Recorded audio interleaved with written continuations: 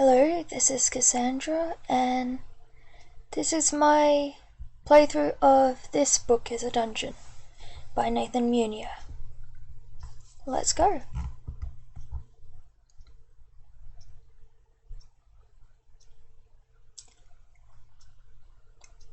Tick, tick, tick, tick.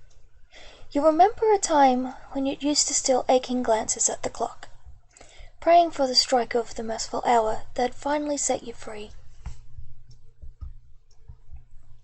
Temporarily released from the shackles of the tiresome workday, you'd eagerly rush home, shed your work clothes like a burdensome second skin, and flit off into the night to join friends for merriment and mischief.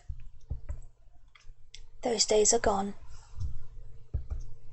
The shift came on slowly at first. Sharp pains, dizziness, restlessness, insomnia. But as even more unsettling changes tightened their grip within you, it became clear something was very wrong.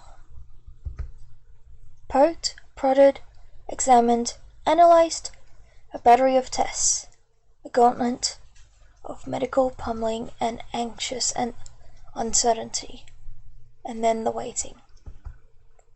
When the call finally came, you already knew the answer before the words rolled off the lips, rasping away on the other end of the line.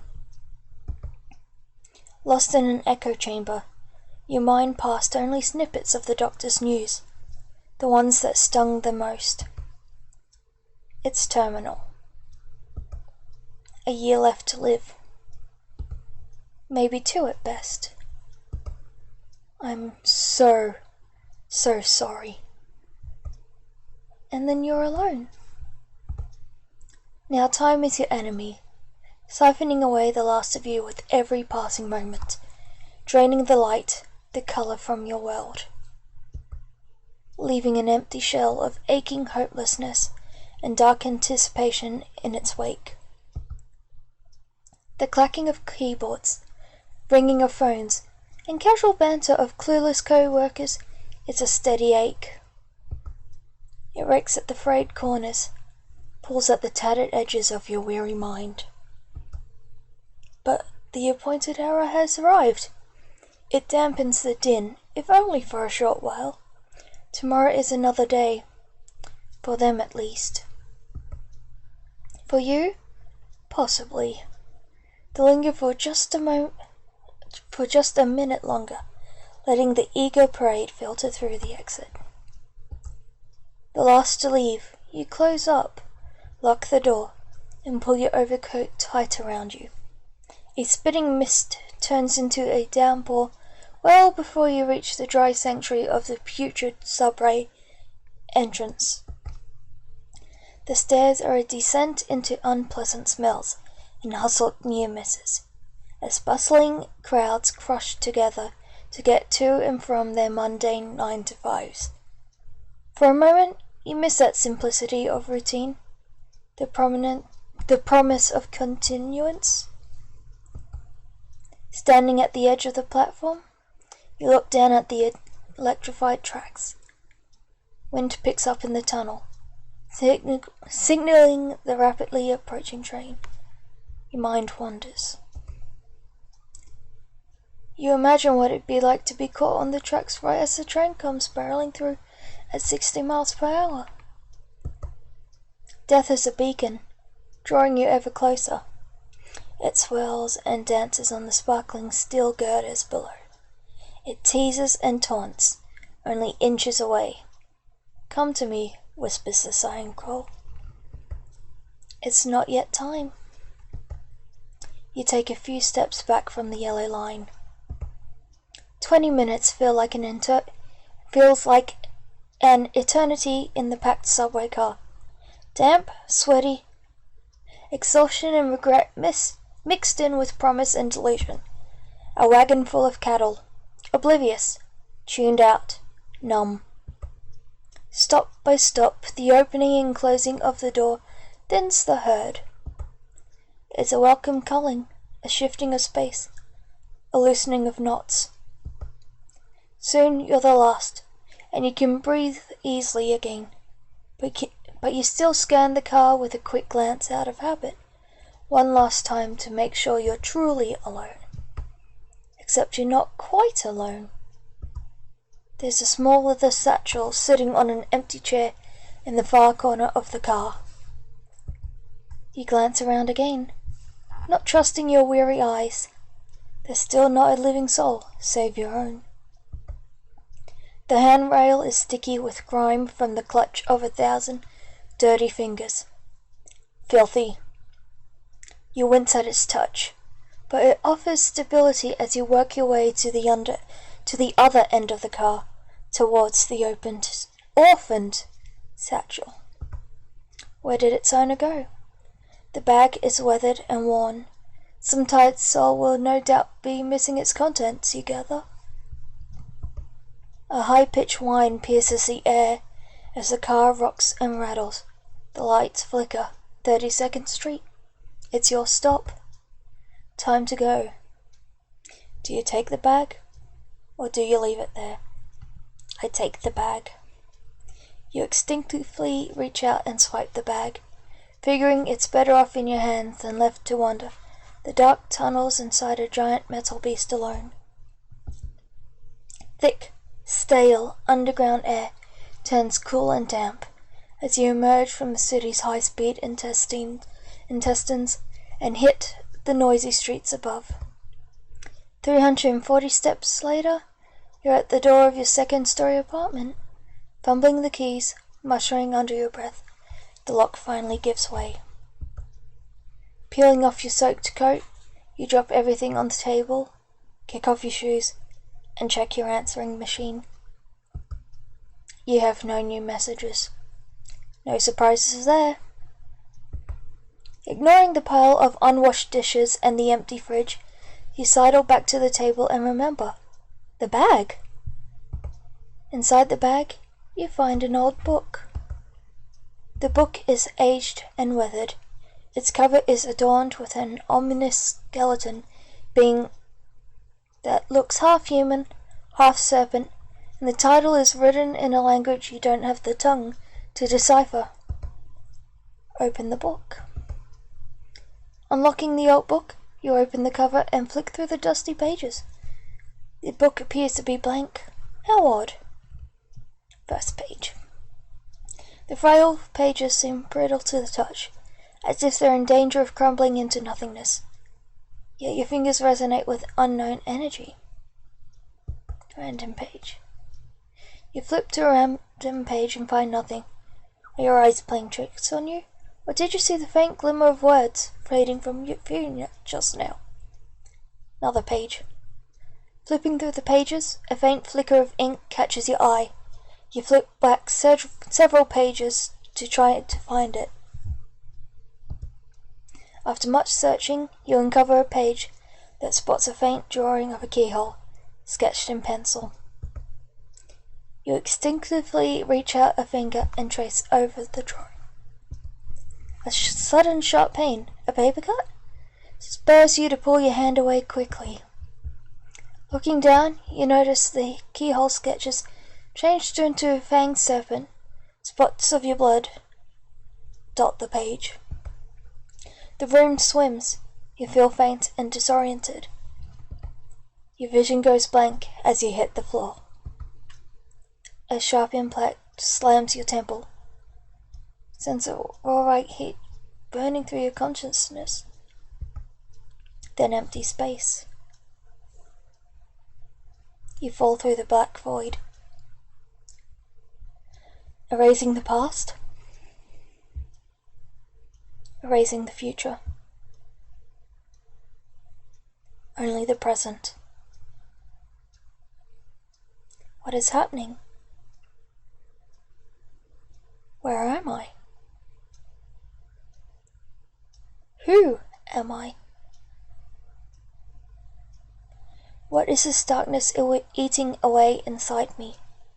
And then? A light.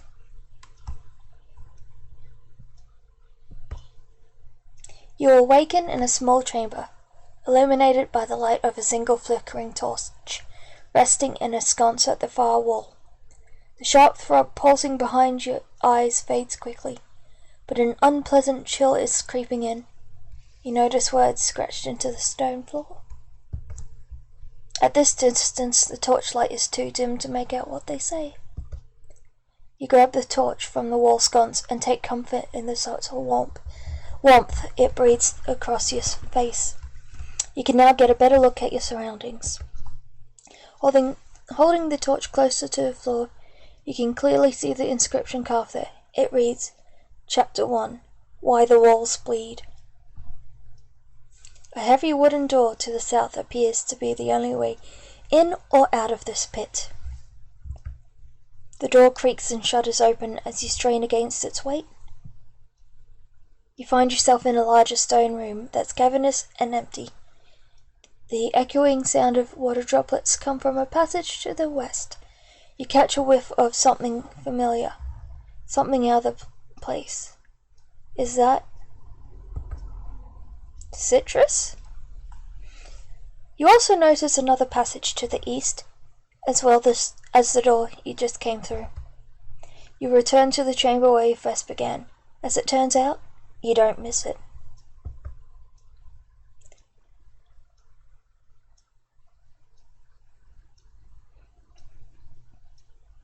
Passage to the west. The narrow corridor opens into a dead-end room that reeks of over-ripened fruit. You're blasted with a sweet, pungent odour which nearly overpowers you. Looking around, you notice a viscous red substance draining out of several large round holes in the walls. This mysterious fluid drips down in a slow, syrupy cascade, collecting in stone basins carved along the base of the wall. The only exit is through the passage you came in, to the east. Substance. The sweet odour is emanating from this odd liquid. You decide to leave it alone, for now. Exit. Passage to the east. Pushing further into the unknown depths, your eyes play tricks in the torchlight.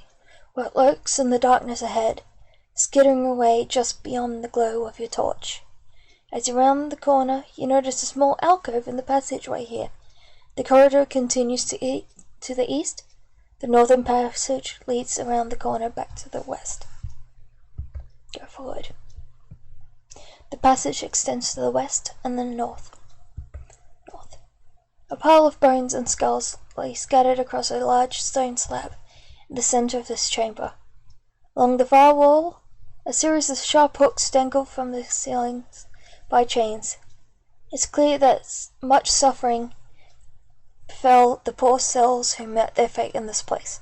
Smears of the dried blood, now darkened with time and decay, paint a macabre scene. A passageway extends to the west. The southern door opens into a long hallway. Pile of bones. The bones have been picked clean and show markings of being gnawed on. You notice 2 human skulls among the bones. Feeling compelled to sift through someone else's remains, you poke around the bone heap and find an old rusty knife. Human skulls. Searching through the remains, you disturb one of the human skulls, which rolls off the stone slab and clatters to the floor. Beneath it, you find a scrap of paper. The aged parchment is faded and covered in drops of long-dried blood. It reads, "This awful place. What have I done? What have I become? Please forgive me." Passageway to the west. The floor has collapsed in the hallway ahead, which is flooded with stagnant, murky water. On the opposite side lies an ornate door. You peer into its depths and wonder what might lie in wait just beneath its shimmering surface. Chunks of rubble are crumbling off the side of the wall by the edge of the walkway. Rubble. You pick up a fist-sized chunk of rubble and hurl it into the water. It splashes, then sinks. The water's surface comes splashing to life as something makes quick work of the rubble. You quickly skirt around the edges of the watery corridor while the unknown beast is distracted. Beyond the ornate door, you enter a nicer room. The stone is more chiseled and refined. Red tapestries hang up on the walls, and the decor is comforting upgrade from the dank, crumbling corridors you just crawled out of. 4 tall display cases are positioned around the fancy chamber. At a cursory glance, the towering displays appear to be filled with a greenish fluid. There's also something else inside them too. Display 1. Preserved within the green fluid is a desiccated corpse that looks like it might once have been a human. It's missing both arms. The body's one remaining leg is tethered by a chain latched to the base of the display. The mouth had been crudely sewn shut, and a cluster of worm-like creatures are floating out from the gaps in the stitching. Display 2. You'd find a wolf-like creature hanging upside down in the green fluid. Its poorly stitched stomach cavity has burst open into the display, with ropes of long, stringy worms floating out from it alongside its entrails. Looking more closely at the gruesome display, you notice the creature's eye twitch and blink. Bit gruesome. Display 3. 2 severed human torsos have been stitched together in a gory mirror image at the waist. Ropey clusters of worms are spilling out from the seam. And display 4. This one is empty, drained of its fluid and lacking a grisly companion within. That's a bit worrisome. Stairway leading to a door in the north. You walk up the stairs, open the door, and enter a sitting chamber. The clanking of chains draw you further into a room. Down to the throne, resting at the far wall of the chamber, you find a creature with the body of a man and the head of a bird. It looks off into the distance, unblinking. There's also a large door to the west, and the door you entered in to the south. Creature. You step closer. The creature speaks with a slow, raspy cadence. Ah, I feel a presence. What is it? What is it? Oh, what could it want with me? Little me, shackled away in these filthy metal irons. Filthy little irons to hold my flesh and bone. It's a strange thing indeed. So very strange and fleshy it is. It reeks of otherworld, doesn't it? Little me wonder why it stands there, poised for some unknown purpose.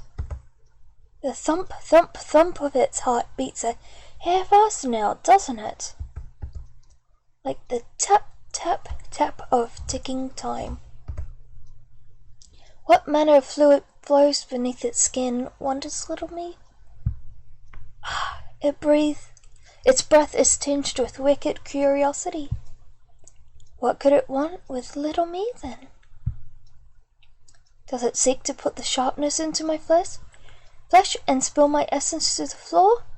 Does it take my shiny? Does it feed me the delicious sweet nectar I crave? I miss it so dearly. Or perhaps it has something else in mind for little me. Treacherous, it teases little me with its lies. Poor little me with no sweet nectar to drink. It returns when it has something sweet for me. The bird creature continues to mutter to itself. Look at the door. The heavy door is decorated with scratch marks and dried blood stains. It's locked. Closet door to the east. That door is locked too. Go back to the alcove.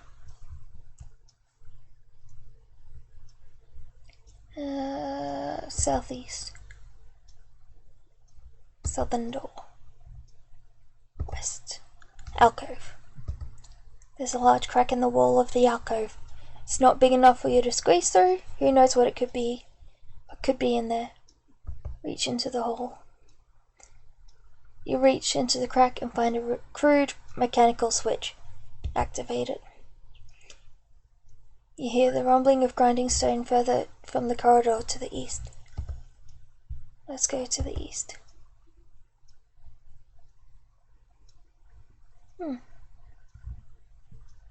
Seems to be nothing there. Go back north. Perhaps I'll see what's in that room.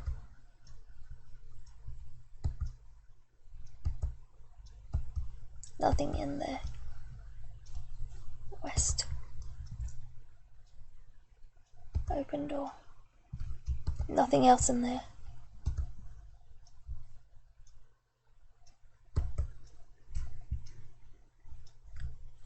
Still can't get that.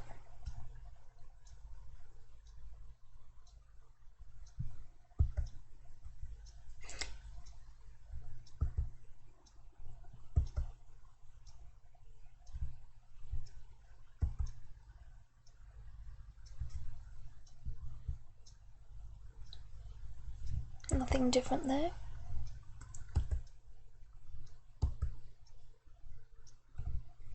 Let's check the display case for. Still empty. That door is still locked.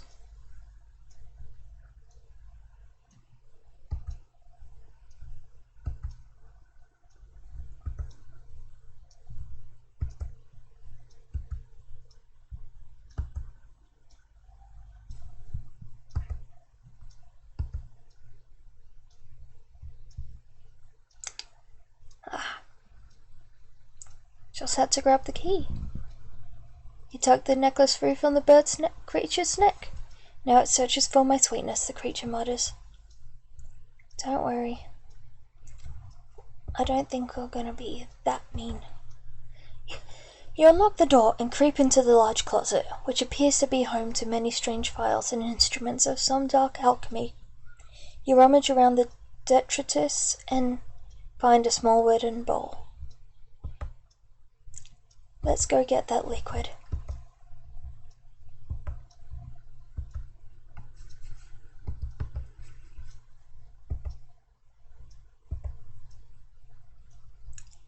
This must be the substance the strange creature is thirsting for. You have a bowl to collect the red liquid with. Moving closer to the pungent ooze cascade, you carefully position the ornate wooden bowl beneath one of the streams and manage to collect a generous amount of the red sticky goo. The sticky, sweet-smelling substance you gathered rolls around in the bowl. What is this stuff? Your stomach growls. Feels like ages since you've had anything to eat or drink.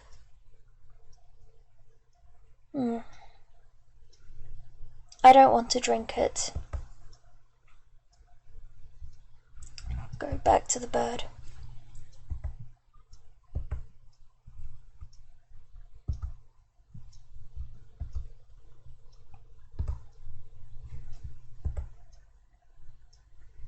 Here. I smell that it has brought me something nice. Will it give a taste of the sweetness to little me? Yes, the sweetness. You bring the bowl of sticky red fluid to its beak. The creature takes a sip. A moment of pure ecstasy washes over its face. Then it writhes and convulses with a sickening gurgle as it strains against the chains. After a moment of this, the convulsions subside. It gives little me another sweet taste, please. The creature rasps breathlessly.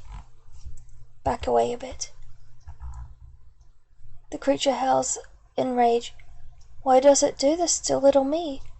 It must have a taste of the sweetness. Back away. Nothing happens. I'll give it some more then.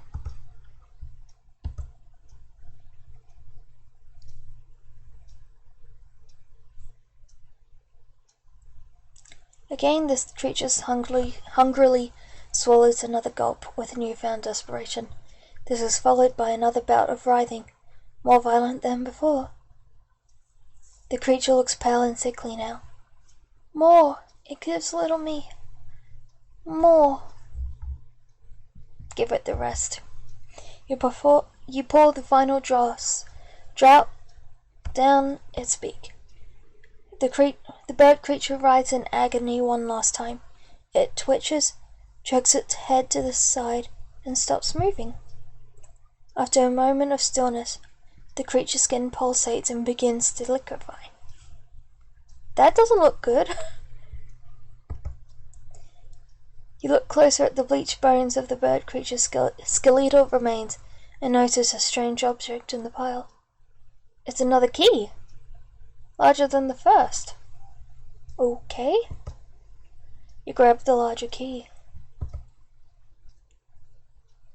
The bird creature's corpse rests on the throne peacefully. Let's look at the door.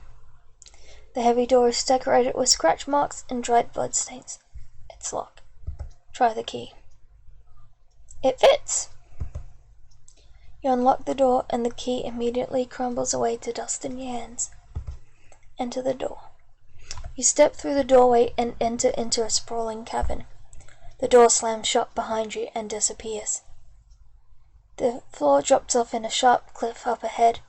Though you can't see what lies beyond, a dim reddish glow illuminates the cavern walls beyond the precipice. You also hear a roiling gurgle and bubbling sound echoing from the path ahead. Approach the edge. As you creep closer to the edge, a thunderous howl reverberates through the cavern. You look down at a sickening mass writhing below. The cave floor on the ground below is almost entirely covered in a mixture of slime and thick, ropey strands of mucus. A giant worm-like beast is perched on the far side of the cavern, belching blasts of a sweet-smelling red substance from a putrid orifice. It's bug juice. The vile liquid flows outward from its pulsating frame and pulls to the opposite end of the cavern. You watch it slowly drain into a hole in the wall, traveling to the deeper reaches of the underground realm. The massive creature undulates and writhes every few seconds, releasing more of the noxious fluid. Another howl from the beast echoes through the cavern. It's partially blocking the path ahead. Climb down to investigate or look around. Your eyes scan the nooks and crannies of the upper cavern.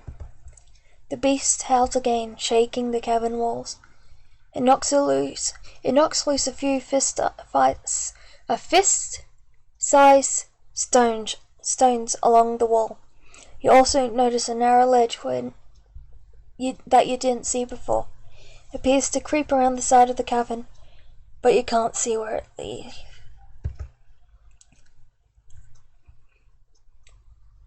Picking up a stone, you consider options. Hurl the stone at the beast. Try to slink across the narrow ledge. Climb down to investigate the lower level. Narrow ledge. The ledge is barely wide enough to get a footing on, but you manage to creep out into the upper cavern as you grip the wall tightly. Inch by inch, you move your way across the gap. When you finally risk a glance at the ground far below, you realize that you're right above the worm beast, which is when the fragile ledge crumbles beneath your feet, sending you flailing downwards towards the grotesque creature, and right into its gaping maw. You're thrust into dank, putrescent darkness as the slippery membrane of the beast's stomach intimately caresses your flesh. As your air runs out and digestive juices begin burning your eyes and skin, you remember the rusted knife. The blade handle hits your grasp. Pulling with all your strength, you plunge the jagged blade into the creature's stomach wall. Ichor It spills over you and the world tremors with violent force. You frantically stab again at the darkness, and the blade cuts deeper. Again, and again. Just as your strength begins to fail, you see a crack of light and push towards it, slicing with your last will to survive. Precious air comes in big gulps, burst in a membrane of blood and slime. You emerge from the worm's innards, very much alive. The giant worm, however, is lying still in a growing pool of its own fluids. Foul. You wipe off as much as you can and make haste to the stairwell beyond. As you descend, the rough-hewn cave passage gives way that draw you deeper into a well-lit chamber ahead. The torches illuminate the entire length of this adorned hall. A series of gallery paintings are hung along the north wall, while a towering statue stands over the far eastern wall. You approach the large stone statue and take notes of its peculiar design. It appears to be a man clutching his own spilt entrails. The figure also has 3 eyes in its head, each staring blankly into the nether. Let's look at the paintings. A trio of paintings rest on the wall, each depicting a scene. Painting 1. A small silver plaque below the painting reads, "The Silent Library." It's called "The Darkness of the Night." Painting 3. It's called "Four Walls." Touch it. You brush your finger against the canvas, and a fogginess creeps into your field of view, stifling your vision. Your vision fades to white as vertigo strikes you. You find yourself moments later in an empty space. You awaken in a cramped, sterile room. The walls are bleached unnaturally white and they glow faintly, illuminated by some unknown force. You can barely move. It's impossible to stretch out. There's only room to turn around in place. Within moments, the stagnant air becomes more dense. It's harder to breathe. The walls are pushing in, and there's nowhere to go. The white space is pressing in all around you. Make it stop. Please. Breathe. No breath. Move. Only stasis.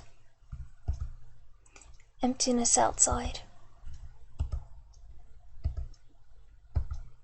Emptiness within. Just 4 walls. 4 walls. 4 walls. 4 walls. 3 walls. 2 walls. 1 wall. These walls. Walls? Walls. Walls. The silence is deafening. Break the silence. Screaming as loud as your lungs can muster, you pummel the walls until your hands are blistered and raw. As you slump against the wall, exhausted, your blood drips from your hands to the floor. It pulls by your feet, seeping into previously invisible cracks in the bleached surface. It reveals in its description. It reads, Chapter 4, The Canvas of the Mind. Look around. The blood seeps away into the floor itself and vanishes. Looking up, something is different. Are your eyes playing tricks on you? It appears the room has grown slightly larger. 1 room, 4 walls. North wall. The surface is smooth and cool to the touch. Pressing your ear to the wall, you hold your breath and listen carefully. Your pulse beats loud in the white silence. but it seems there's nothing here, just a blank, unyielding wall. Go west wall first. The wall to the west feels slightly damp to the touch. Is that thunder you can hear rumbling in the distance? Your bones begin to ache as you feel the approaching storm, except you're pressed against the wall in a small, white room. Just a wall, nothing more. East wall. The east wall is firm, solid, impenetrable. As you press closer, the musty smell of freshly disturbed soil greets your nose. It's coming from the wall itself. Holding your ear to its surface, you hear the faint sound of movement coming from beneath. Tiny pinpricks of sound, clattering away, but the wall remains there, unmoving. South wall. There's a little thing there. The south wall feels curiously rough beneath your fingers. It's pockmarked with tiny holes dotting its entire surface. They're almost invisible until you put your face close enough. Small puffs of air seeps out through the pores every few seconds. Seeps out from the pores every few seconds. Is the wall breathing? Couldn't be. It's just a wall. How long have you been in this place? Hours? Days? Scouring the same 4 walls over and over again? Continue searching. Now you can almost hear the hiss, hiss, hiss of air teasing you from the south wall. What slumbers within this porous obstacle? What does it think about you pressing so close to it? A silly thought, honestly. Walls can't think, or breathe, or slumber. One of the 4 walls in a small room. The wall, north again. The wall is so cool beneath your fingertips, so smooth and soothing. It's devoid of imperfection, not a scratch, blemish, nook, cranny, or marking to be found anywhere. Its purity taunts you. So beautiful, so hateful, but just a wall nonetheless. The cold, empty surface reflects back at you. There's nothing here. Back to the west. A salty mist wafts over your face. It's almost refreshing. That's the storm room. You lick the brine from your parched lips, and the room began swaying and rocking, tossing and turning on the turbulent sea. You grasp at the air to steady yourself.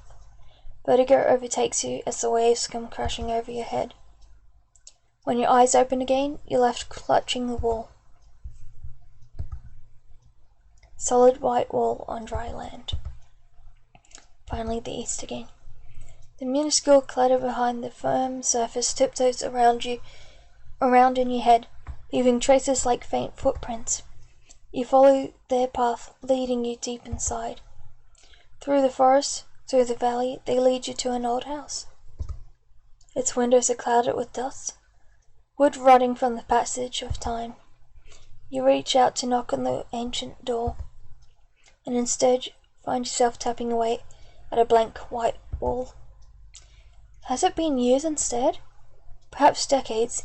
Your flesh feels tighter, more brittle. There must be a way out of here.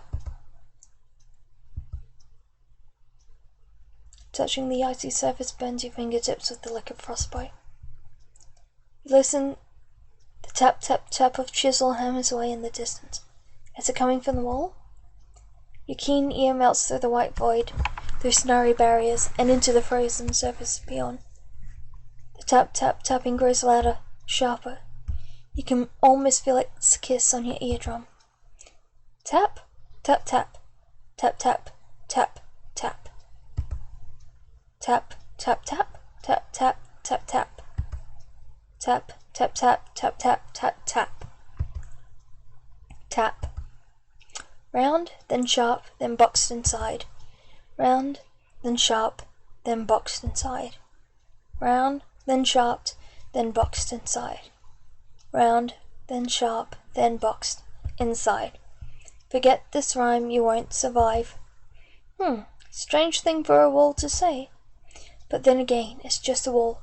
Nothing more, nothing less. East wall. You reach out to the wall's surface, blink, and the world changes around you. Your hand isn't touching the wall, but the ancient wooden door of the mysterious cabin. Insects chirp away in the leafy undergrowth surrounding the cabin. It's almost nightfall, as the cool air wafts through the trees. You pause to listen for a moment, and beneath the din of tiny voices, you hear another sound. It's a whisper, a rumble, coming from the damp earth below. Squared outside, sharp inside, circle the center, you'll stay alive. And then the forest is gone, the door is gone, the earth is gone, the crickets are gone, just a wall remains. No more tapping. Plain solid wall. As you touch the damp hard surface, your mind dives into the wall, swimming in its emptiness. Searching the depths, the darkest reaches flung far from shores, you hear a voice. The ocean speaks to you like an old friend, a lighthouse offering direction to steer your ship home, clear from the treacherous rocks. Reverse the order of the northern border, lest you... The voice fades off into the distance before you can hear the rest of its message. As you place your face next to the porous wall again, the gentle hiss of air coming within becomes a sudden formidable gust. Indeed, sprawled out on the floor seems a safer place than pressed up against the turbulent wind wall. The million tiny pores glow red, and the air grows hot and oppressive. Amidst the howling gale comes a booming voice. Liars, all liars. Don't listen to the fools. Such nonsense that's spewed. One sharp, then another sharp, then another makes three. All good for crafting an escape plan for ye. But the wind is now gone, and a wall remains. Wait, an opening appears on the west wall. As you step into the room, you hear sound behind you. You turn to find the passageway you came through has disappeared. You're trapped again. You're in another empty white room. However, there's something on the wall in the center. As you crouch down to investigate the object, you discover it's a small, thick-handled paintbrush. Examine the paintbrush. Its bristles are soft to the touch. They feel nice on your skin. As you press the tip of the brush to your open palm, your fingers trace a path over its handle, which appears to be made of some kind of bone. Etched into the handle of this artistic tool, you find strange runic symbols and primitive shapes. A circle, a large square, a small square, and a V. Familiar, and yet alien. At the very bottom of the brush handle, your fingers pass over an odd indent. It's a secret button. Not so secret anymore. You press the tiny button, and a thin, sharp blade springs forth from a concealed hole in the blade of the brush. Examine it. It's a soft paintbrush with a creepy handle, and a blade concealed in the base. Use it. You don't have any paint, but there is the blade. Desperation to escape this ivory prison takes hold of your mind. As the sting of the blade draws against your flesh, your blood flows freely. You dip the brush into your open wound. It's time to paint.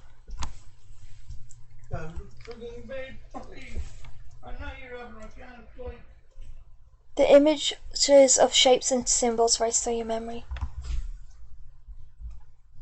What symbol will you begin painting? A circle. You recall the tapping rhythm of the north wall. It speaks with you with greater urgency than the others, striking a chord deep within. With the brush dipped in your own essence, you spread tiny flecks of yourself Cross the hard white canvas and recite the words. Round. You dip the brush again, weakening slightly, then sharp. More vital ink. You're growing slightly pale, then squared inside. You slump to the ground, admire your work, drained of essence and exhausted. As you pore over your art, the painting slips slowly into the wall, fading away. And with it, the whiteness also fades. In its place, as your eyes adjust, you see a long hallway, leading off into the unknown. Summoning your remaining strength, you drag yourself into the hallway, and set off into the white realm beyond. The corridor continues on a seamlessly endless path, deeper into nothingness. There is a chill in the air. Pushing further down the hallway, you notice the temperature has fallen dramatically. You can now see your own breath. You press onward, and soon the cold grows almost unbearable. Continue pushing forward. A snowflake brushes your cheek, then another, and another. Within seconds you're covered in snow, caught in a blizzard, as you trudge step by step in deepening snow. Continue forward. The walls, alleyway, and floor have disappeared. All bearings are lost. Your eyelashes are frozen, teeth chattering, numbness enveloping you like a blanket. Continue. One last push. You forces yourself to keep moving. Forward. Anywhere. Another step. 2 more. 3. 4. And then you notice a brilliant glow in the distance, cutting through the whiteout. You will yourself towards it. With every step closer, an inkling of warmth unfurls inside of you. It's subtle at first, but it grows, and grows, and grows, until you find yourself grasping, clawing your way towards the light, pushing ever onward. Soon your feet are walking on soft grass. The dampness in your bones is replaced by the kiss of sunlight. A lone purple flower sits in the center of the grass clearing, surrounded by the snowy valley. It looks so peaceful, so serene. You find yourself on your knees in front of the flower. Will you pick it? Will you inhale its aroma? Or will you give into your burning hatred for its mocking ways? I'll pick it. Pressing closer, you wrap your fingers around the delicate flower and pull it up from the earth. In doing so, you break the spell it held over you. The world melts and fades from your vision. You feel reinvigorated as you soon find yourself once again in the gallery chamber of the dungeon, a welcome sight compared to your white-walled prison. Torches illuminate. Paintings. The painting is ripped and destroyed. Painting 1. I want to go with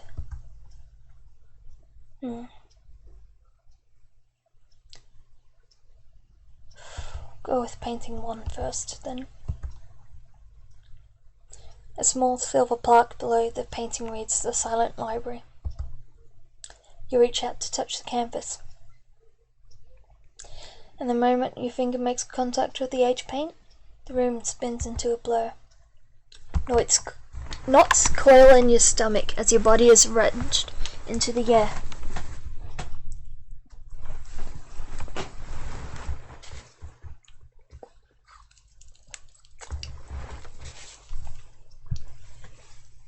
When the world stops spinning and you regain your senses, you find yourself in a study brimming with books.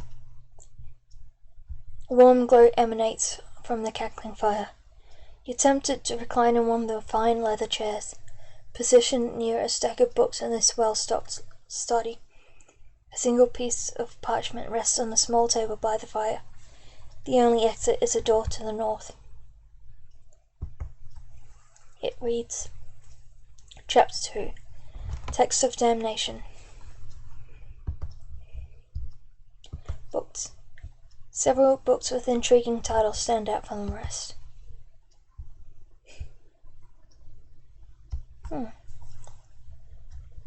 sting of passion. It describes the exploits of a lustful empress whose thirst runs deeper than mere carnal pleasures of the flesh. Nope. Watched too much Hellraiser to know what that was. Creeping Doom.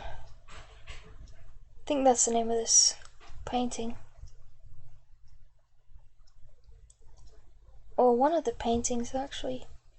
It's a handwritten series of diary entries penned by a lone explorer who finds something amiss in the deep forest. Let's check out what the other book's about. The book is titled Nothing Left to Give. It describes a young couple's struggle for survival whilst lost in an Arctic storm. I like the look of the second book.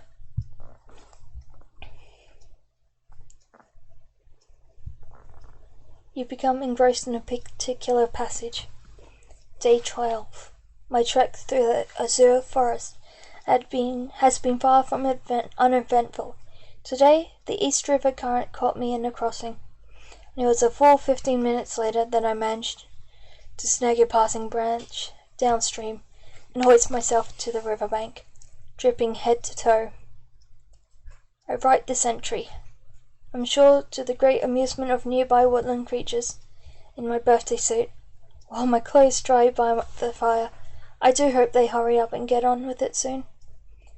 This log is chafing my backside. Not a great end to an otherwise productive day. Day 13. Today's shortcut through the swamps was expectedly unpleasant. Blech! What a reeky bog! But I believe it will be worth the effort should it shave a few days' hike off my path to the base of Mount Grey Bund. I hope to begin my ascent as soon as possible. Unfortunately, Mother Nature has a warped sense of humour. I'm bidding all to hell by mammoth-sized mosquitoes, and I seem to be developing some sort of aggressive rash on my posterior. Perhaps I caught a touch of poison oak after yesterday's watery shenanigans. Lovely. Day 14 was starting to feel a bit sore down there. On a whim, I dug out my shaving mirror to have a look at my aching bum. And what would you know it? It's covered in red welts. Looks like some kind of nasty bites of some sort. Itchy bastards too. Day 16. I must have gotten a little turned round after my swamp excursion, because I don't appear to be anywhere near the proper base of the mountain. The forest is thicker around these parts too, which makes it hard to get my bearings. Also last night I woke up to a start when I felt something crawling on me. Gave me the heebie-jeebies, but after I bolted up and pranced around like a fool, I couldn't find anything there. Curious. Day 17. Finally found my way to a nice grassy clearing, but tripped over something and twisted my ankle. When I went to investigate, I found the skeletal remains of some kind of deer-like creature. Gross. Decided to make my camp here anyway, because I'm sick of pine pitch and pokey branches. Some intrepid explorer I turned out to be.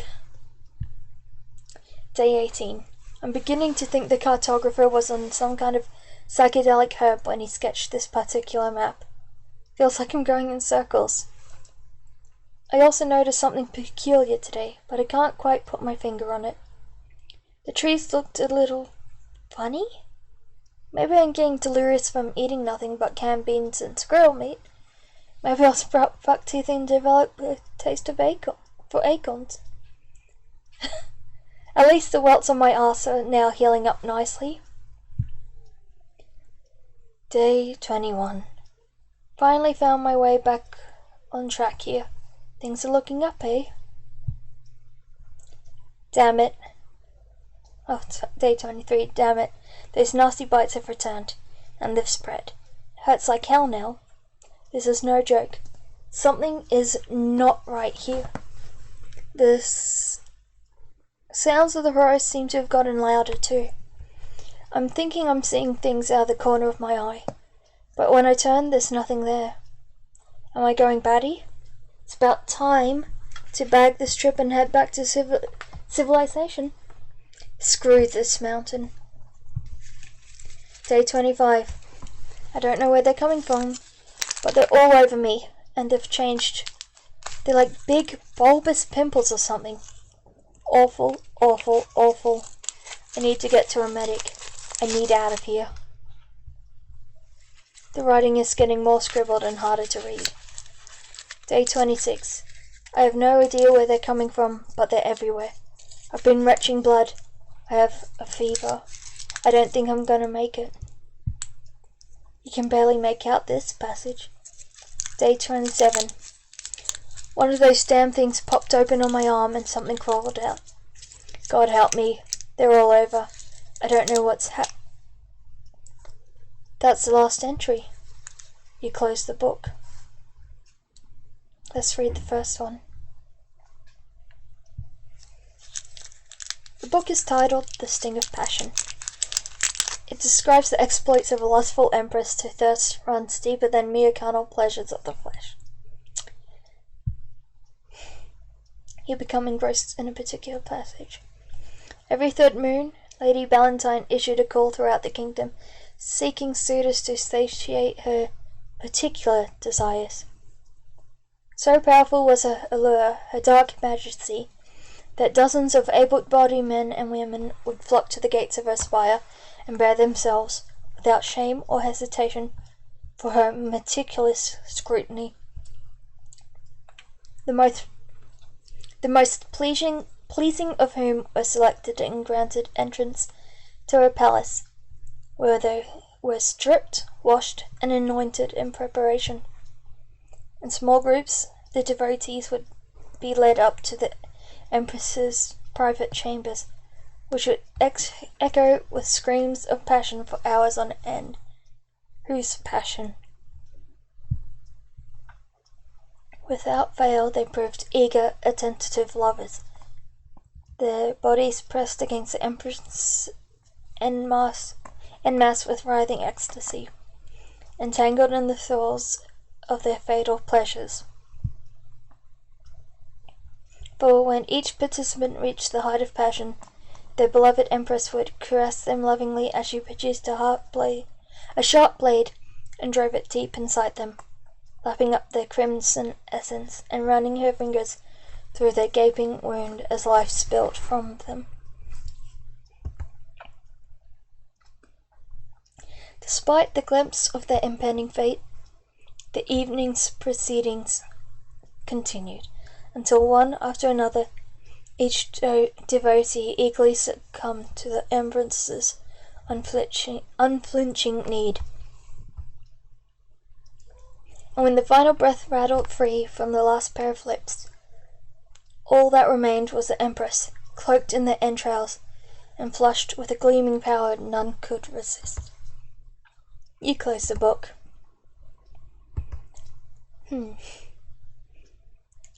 Nothing left to give.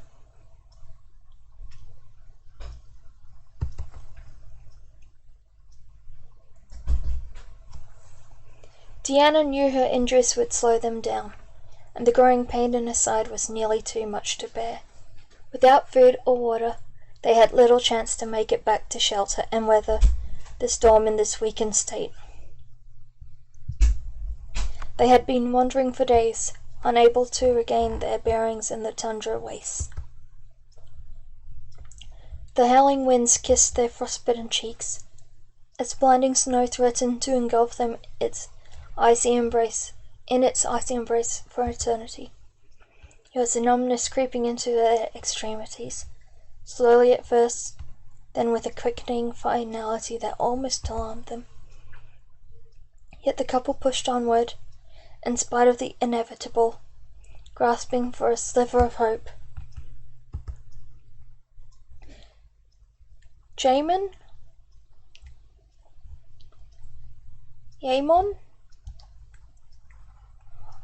knew Deanna's strength. Her slipping health, her will to continue on, was fading fast.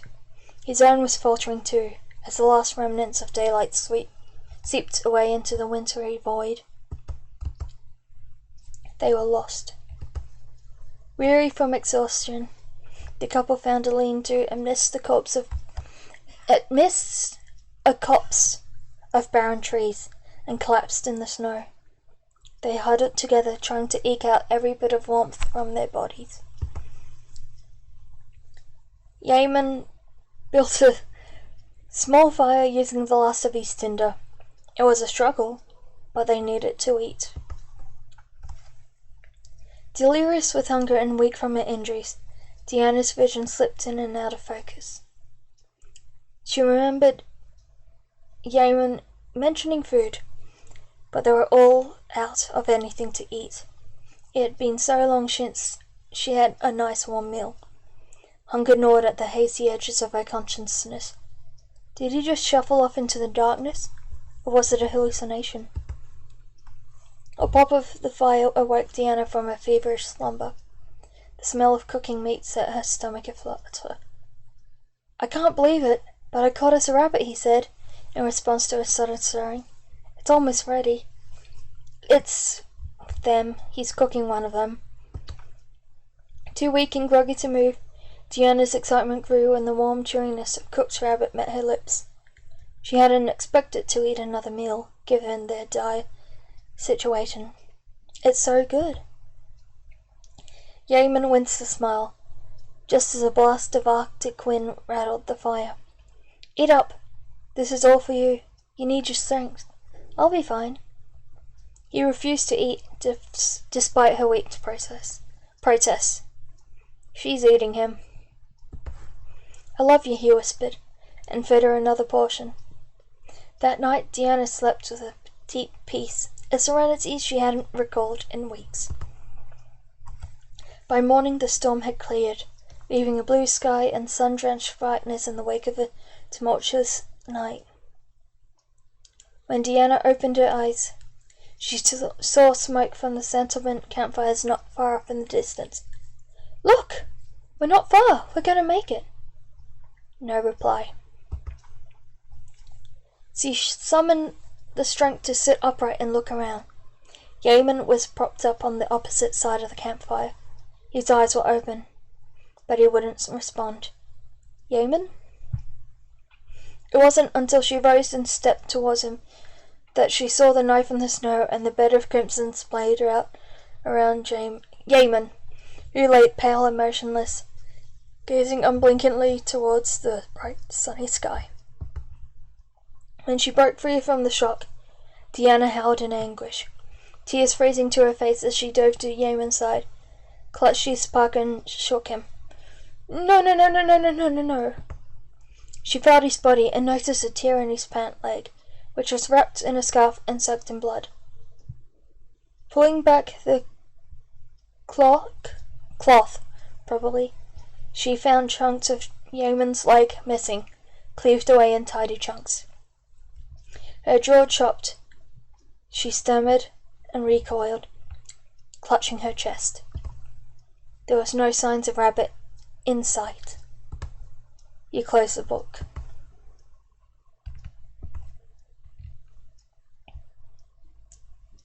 North Door. All the warmth and splendor of the cozy study vanishes as you find yourself in a sprawling library choked with stacks of old tomes and a thick layer of dust. Time has been less kind to this ancient repository. The air in this dilapidated library vibrates with foreboding energy. Silent words whisper forth from the pages calling to you. Piles of old books are stacked across the large desk on the north wall. Dusty bookshelves buckling under the weight of vast knowledge rest against the west wall and east wall. The southern door returns to the study. The heavy desk is adorned with carvings of demonic entities and runic symbols. Piles of thick tomes are littered across the aging surface, which also bear several deep claw marks tracing a path off the edge to one side. On the far side of the desk you find a large drawer. The lock's keyhole is situated inside the mouth of a fanged human skull carving. Tomes. It's a miracle these texts have stood the test of time. Their brittle pages seem held together by some unknown force.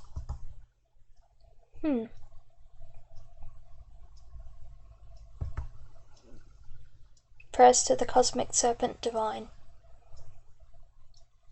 Words are scratched onto the page, penned in dark crimson ink. Or blood. Entwined in your veins, dark father, I am riddled, unsolved. A crucible of burnt offerings. Let my smoke rise to the heavens and seep into deep valleys below. Breathe me in eternally. Let my blood be your blood, my tongue be your tongue, as I speak thy name, and summon forth the locusts to strip away my flesh. For light is the darkness, and the aged ones await, rotting, to consume the world anew, feasting on themselves, in anticipation of the glut to come. Emerge once again from your chrysalis. Stretch muscle, bone, and talon. Sharpen your teeth on the fair city below, for your faithful await the third coming of your ceaseless presence. You close the book. Tools of magic. In pursuit of ancient magic, one cannot properly control the powerful forces at work beyond the veil without correct instruments, such as the need for appropriate tools to harness and conduct the elements during the rituals of magic. Bell. A summoner's tool. The bell is rung to break the silence between the physical plane and the immaterial realm, opening the door for entities to step through. Athame. This ritual knife is used to direct energies to your bidding, though it also doubles as a tool for bloodletting when the need arises. Candles. The candle is a beacon of light in a sea of darkness. It signifies hope, fire, intent, and the dualities of the universe.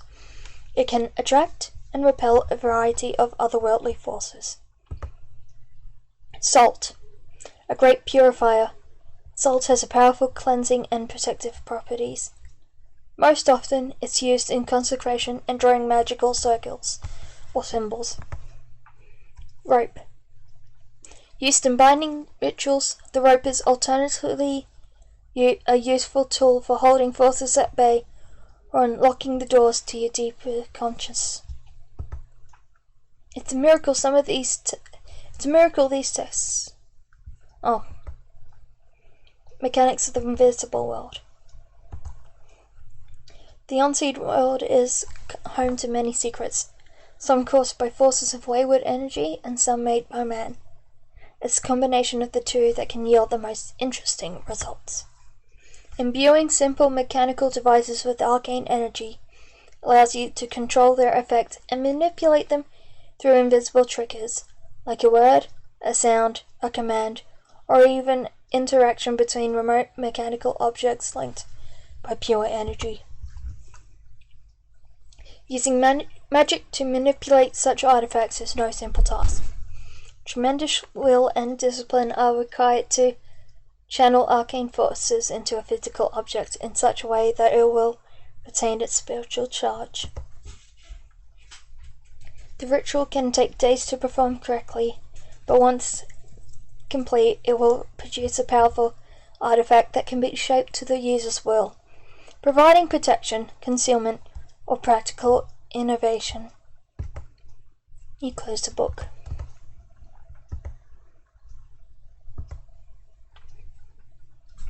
Westwall.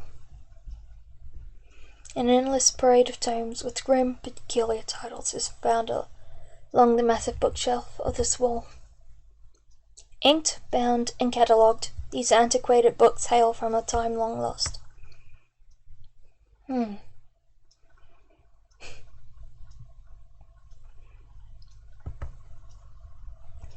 Demonic entities from beyond, a primer. The Great One, the Divine Serpent, is known by many names in different forms. The old visages and incarnations are but facets of a gleaming crystal, the many faces of the one true form. It is wise for any who seek to be touched by the cosmic might to know intimately of its shapes and aspects.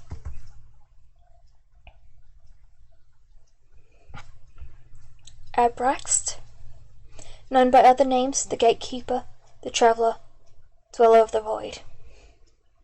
It is said when the planar spheres collide, the 13th gate will open between worlds. This is the kingdom of Abraxd, a swelling void of temporal echoes. Should this aspect choose to emerge, it will require a willing penance of vitality from the summoner, though it may fully consume the unwary. Zerastial, known by other names, Seducer, Keeper of Secrets, the Forgotten Fire. Beyond the 6th gate lies the domain of Zerastial, a burning plain awash in the sea of souls, churning endlessly in turbulent motion. This aspect will appear in a form it believes will speak to your inner heart. Beware its captivating pull, lest you be consumed by its fire. Orthal, known by other names, the Corrupter, Abominate Son, Collector of Elements. When your heart is weaker than your mind, you become unsusceptible. It is here, through the 11th gate, where you will find the cursed domain of Orthalm. Eager to bestow the wishes of the one who summoned it, this aspect may seek something in return. Bathra, known by other names, the Destroyer, Eater of Souls, the Great Ender. When the hells of suffering reach a crescendo, the 3rd gate will appear and Bathras would make itself known. Cruelty and suffering are the poetry of this malevolent aspect, though it may err on the side of benevolence, should it be appeased. Err on the side? Kerlal, known by other names, the Transmuter, Shapeshifter Adept, the Puzzle Keeper. The realm of Kel-Al lies between the 2nd and 8th gates, which merge into a single doorway opening the path to its obfuscated domain. Do not be surprised by deceit from this aspect, which is known for dooming summoners incapable of solving its arcane conundrums. You close the book. Psionics and its defense from psychic assault. Simple serenity of mind is a prime requisite for building a foundation of proper defense against psychic attack from man, demon, and beast alike. Practice in clearing all thought and stilling the consciousness is necessary to begin layering your protective mental state. With the skill achieved, the next step is to erect a mental barrier to strengthen one's psychic armor. Hone it into an impenetrable field that flows as an outer layer throughout your body. Take care to confine yourself to periods of rest and social confinement during the initial improvement of this process. Else it's possible to weaken the psyche through exhaustion and become susceptible to attacks. You close the book. A summoner's initiate's grimoire. Walking the path of the summoner initiate is a dangerous prospect to those not of the utmost soundness in mind, body, and spirit. Demonic entities slithering beyond the veil are eager tricksters, waiting for every opportunity to possess living. Those that walk in the darkness. The rest of the pages are torn and singed. Curious. Codex of Symbols. Light. Dark. Labyrinth. Truth. Twin. I hope we don't have to go back to that for a puzzle. Eastwall. Many words from a time long ago. Knowledge and arcane power collide across the pages of these dark texts. Laws of the sect. All the pages in this tome have been defaced, rendering it unreadable. Instead, the words "there is no law" is written thousands of times across the original text, covering up every inch of every page. Portals in the dimensional veil. Read. Opening dimensional rifts between disparate realms can be rife with consequence. Disrupting the balance between juxtaposing realities in too great a manner is perilous both to the conjurer and the greater continuum beyond. Small dimensional rifts channeling through ley lines. Lays. Within a given plane are useful for travelling great distances in a short order. These minor portals are less dangerous to craft and maintain, and their practical application is of tremendous use. It's when the divide between alternate planes of existence is breached, however, that events of the utmost catastrophic nature can unfold. Should an entity attempt to transgress the planar order and occupy the same sphere of influence as its opposite self, the resulting paradox can result in untold damage to the fabric of time and space. You close the book. Book of Fraud and Fakery. It's clever. It appears this book is entirely blank inside. You flip through the pages anyway. Halfway through the book, you find a secret compartment hollowed out in the pages. Inside the secret hideaway, you find a small key carved out of a human finger bone. That's for the key on the table.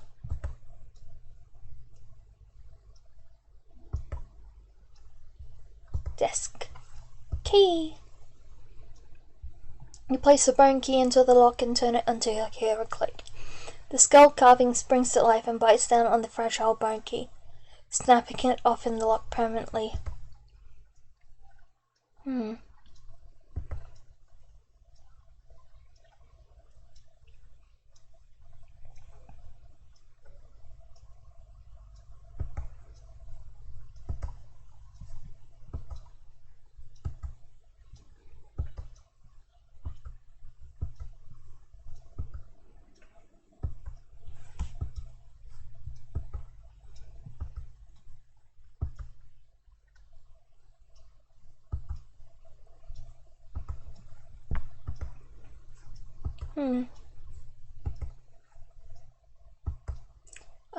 Okay. Desk drawer is unlocked, and inside you find a small silver bowl and a bag of salt. There's a strange mark inside of one of the drawers. Carved into the wood of the desk drawer, you find an ancient symbol that exudes an electric current that rages the head or on your arm as your hand draws near. As your finger touches the ancient notches in the wood, a faint tingle races through your veins. You hear a strange click from the western wall of the library, and the feeling passes. One of the books have been pushed forward out of place. Push it back in. Ooh. Rumbling sound from the study to the south. But I want to look at this again. Symbols.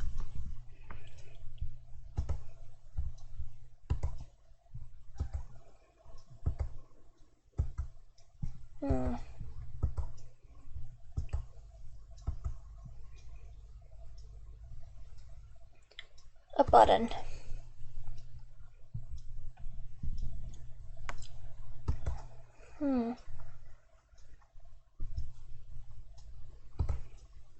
Ah, here we go. Here's the secret passage now. The smell of decay wafts from below as you descend the staircase. A crisscrossing network of long scratch marks are clawed along the descending passage. You hear something creeping up the stairs towards you. Crawl more. Guess we have to attack it. Oh, it's kind of cute though.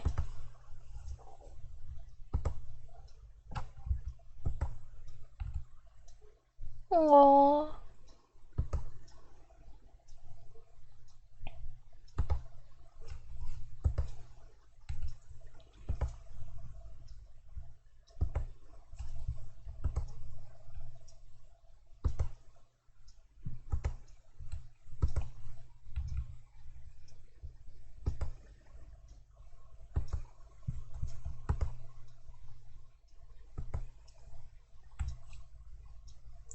What? You survived the encounter and absorbed the blood of your fallen adversary and feel invigorated. That sounds bad. The stairs lead up towards the west and downwards to the east. Go down. A faint whisper echoes from down the stairs to the north. The trail of scratch marks continue around the corner and down the stairs to the south. I want to check out the scratch marks. The atmosphere grows heavier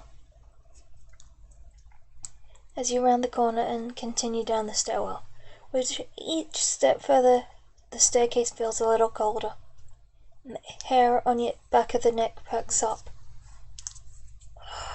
Go down the stairs. It's immediately clear that this room had borne witness to many awful happenings.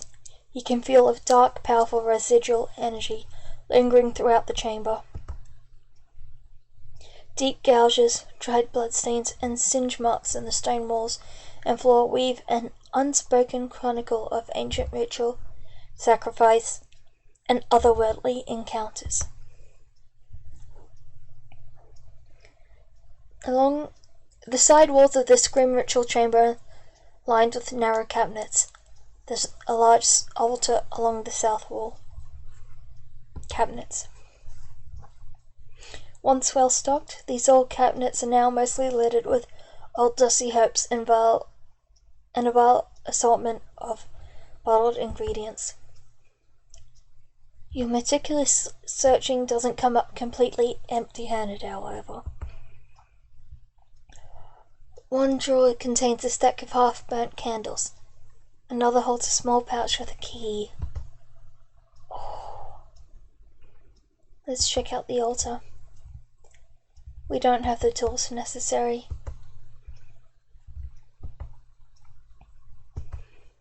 You hear whispers coming from the chamber down the stairs to the west. Sounds like it's saying, "Give."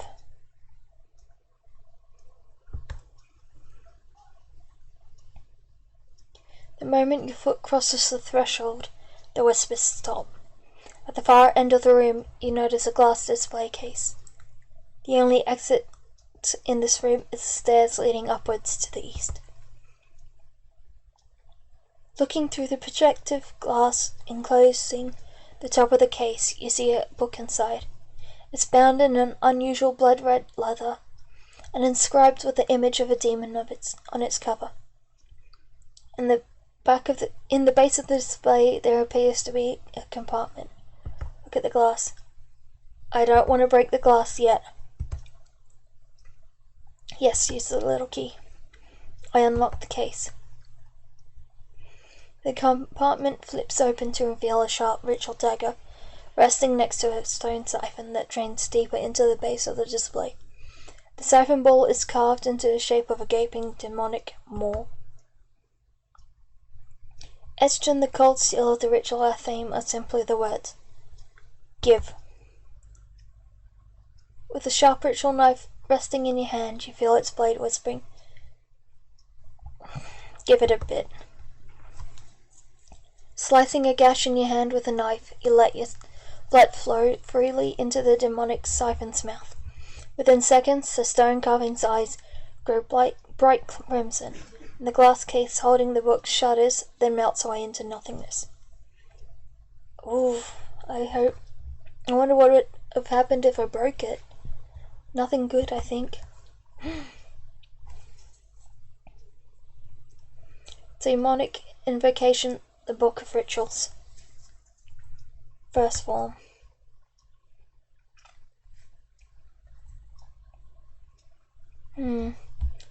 Candles. Salt. Oh, okay. Oh, this is bullshit.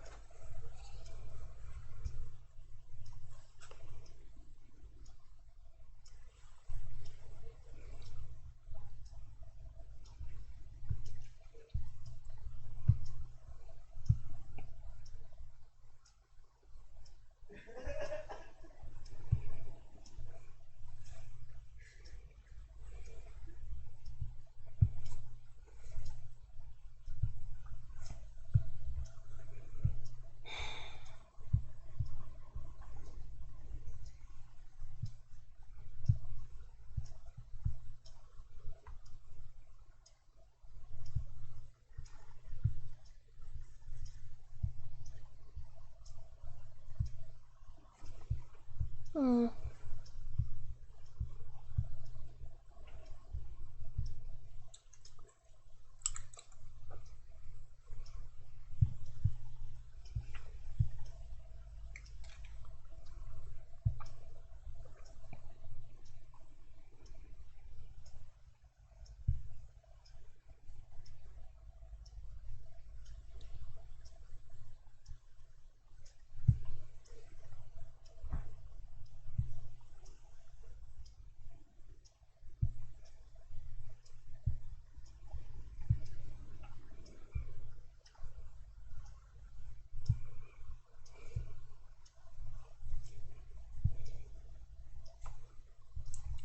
the bell.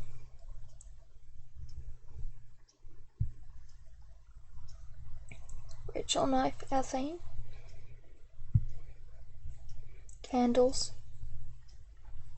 Salt. We're missing the rope.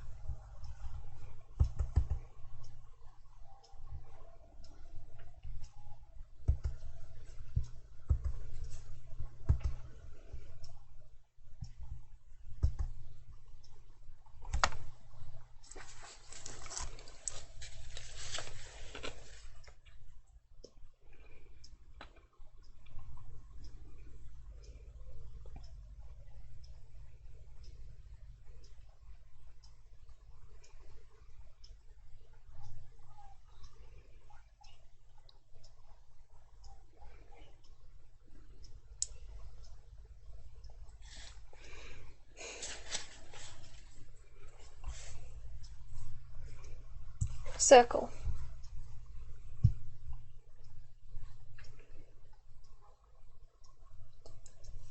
Okay, we want the light symbol, which is symbol 2.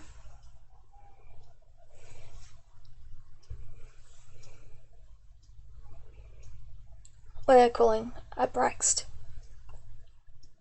Third right, ring the bell once.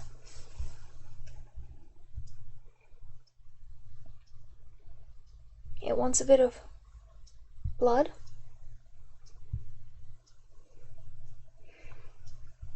I am the light.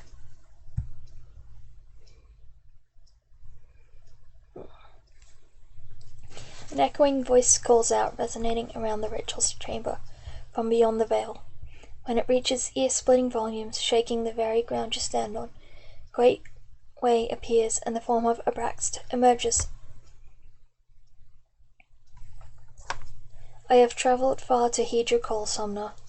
Pray that your course is great enough to match the toll you must abide by for the gift of my presence.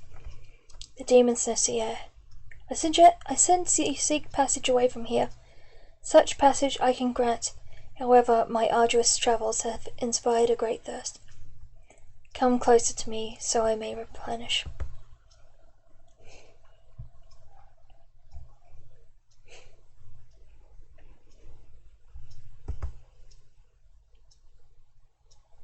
Oh.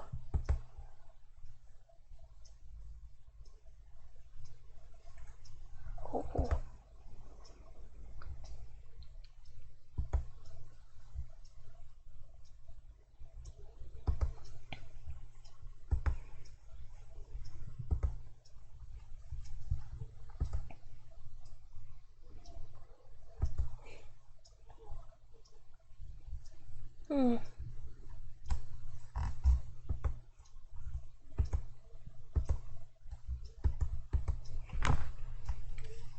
Should have stayed where I was.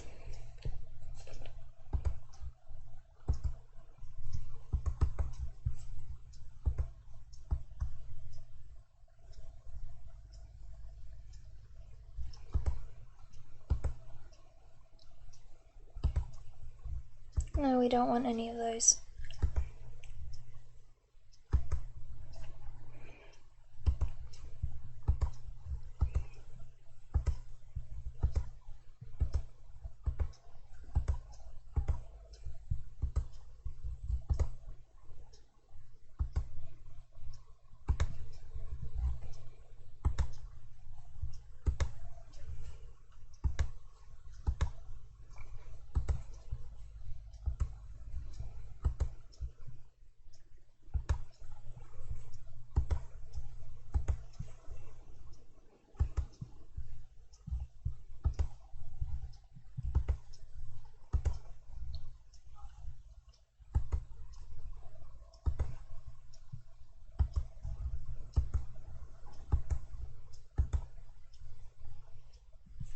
Wait, yeah.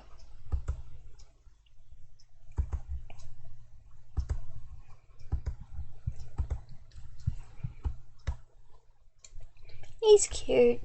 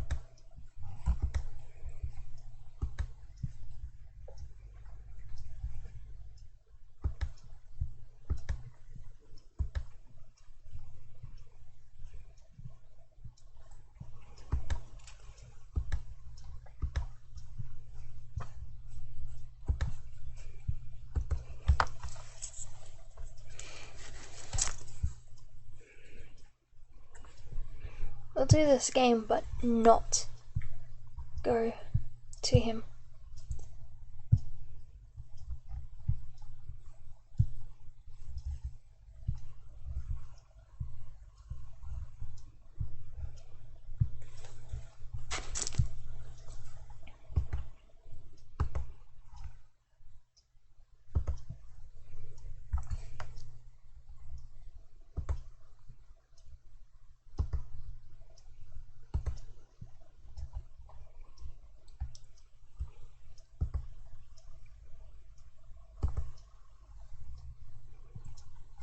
Okay.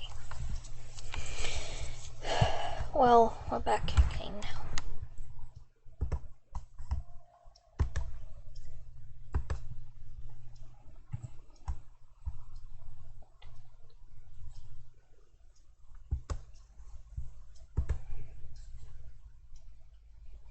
Dark and shadowy forest. Stumbling into the darkness of night, it takes a moment for your eyes to adjust to the moonlight. It's quiet, save for the drone of thousands of crickets rubbing their tiny wings en masse into the distance. There's a large, dark shape jutting out of the grass nearby. Appears to be a headstone. You approach it and pull off the moss from its crumbling face. It's difficult to read the inscription in this light, but with a little eye strain you're able to make it out. It reads, Chapter 3. The Things That Watch from the Darkness. Not far behind you, you hear the snap of a twig and rustling of bushes. You're in a small clearing in the forest. An entry point, an exit, a place and time. You notice something new, a torn piece of parchment, as if it was ripped from an old book, lying on the ground. You pick up the torn paper and find peculiar text scrawled hastily in faintly glowing yellow ink. What is it that emerges from the brush? Does it examine the tribute? It does. Oh, it does. It's not the bird. Ugh. Whispers, are they coming from the darkness or your own listless mind? Shadows bend and sway in the moonlight. The wooded path winds deeper into the forest ahead.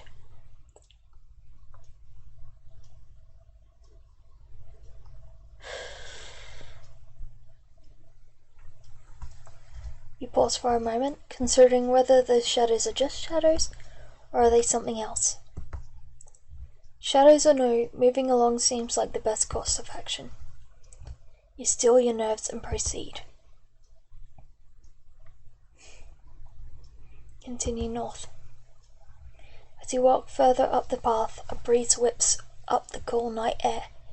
It blows a small fluttering object into view, which catches on the low branch of a nearby pine. A small fluttering object into view. You approach the tree and find the object is another scrap of paper. Ugh. It proceeds without hesitation. An interesting specimen. Northeast. The large wooded trail opens with a small clearing. Centered inside the circular copse of trees, you find a large tree stump with something resting on it. Half-eaten plate of berries and a goblet. No, I don't want to eat. And I don't want to drink. Path that descends to the west, east. Let's go to the west. You navigate your way down the rocky winding path. You're standing outside an earthen cave. There's a note on the ground near the entrance. It dismisses our invitation, so be it. Crawling inside the dank earthen cave, you find the rotting corpse of a recently deceased man. Its flesh has been completely eaten away. Back.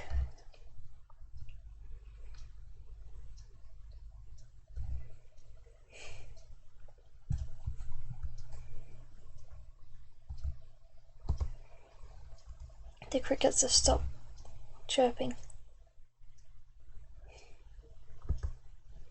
A small trickle of blood winds its way down your arm. You don't remember catching a sharp branch or getting cut.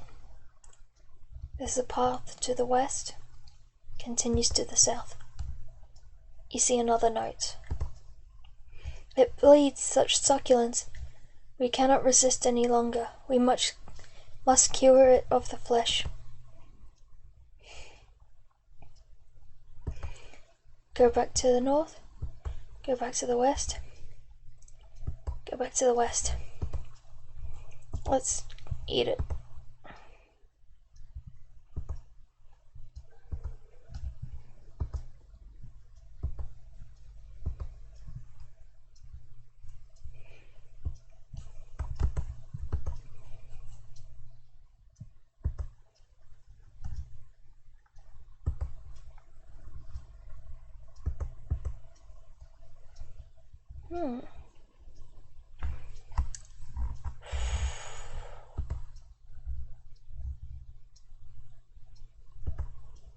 Oh, this is bad.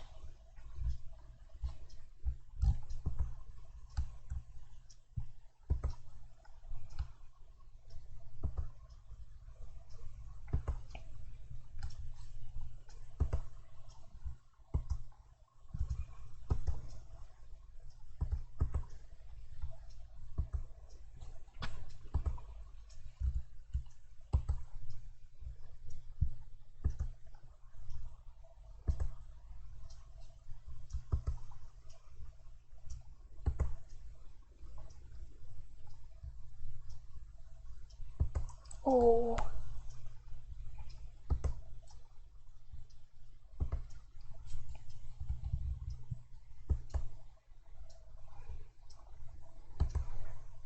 Now it's the wrong thing to do.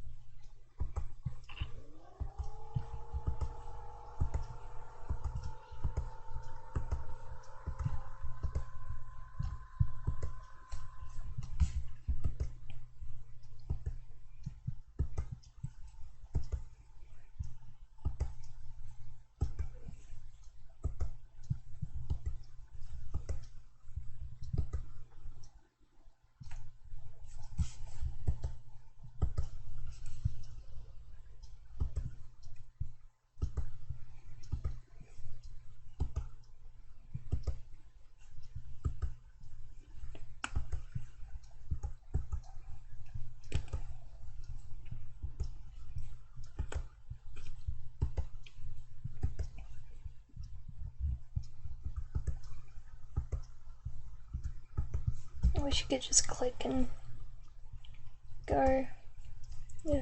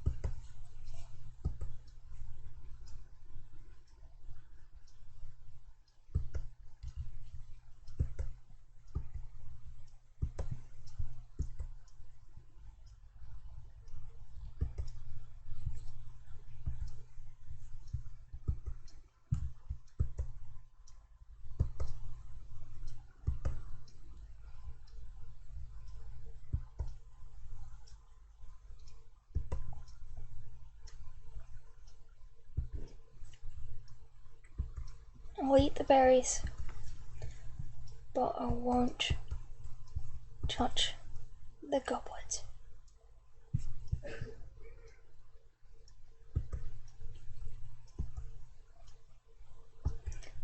Should not have done that either.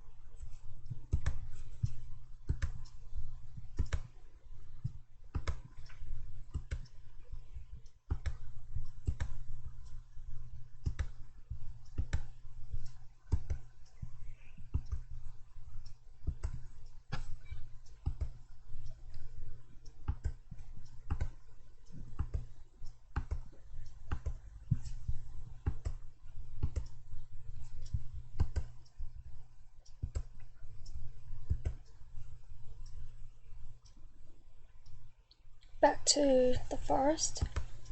This time we won't eat anything.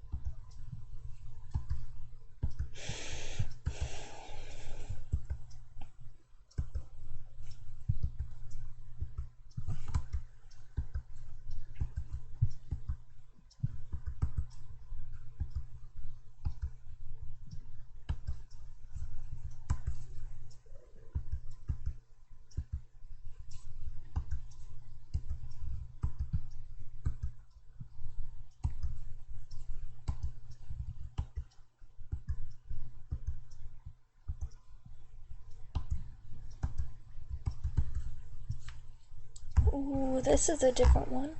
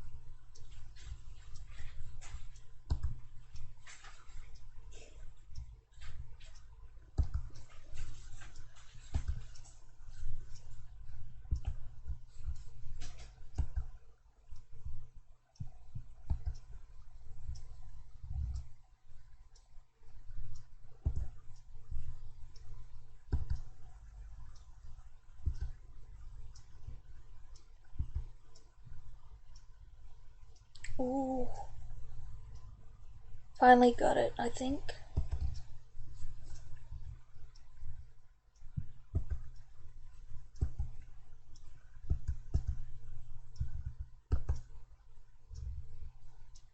Back in here.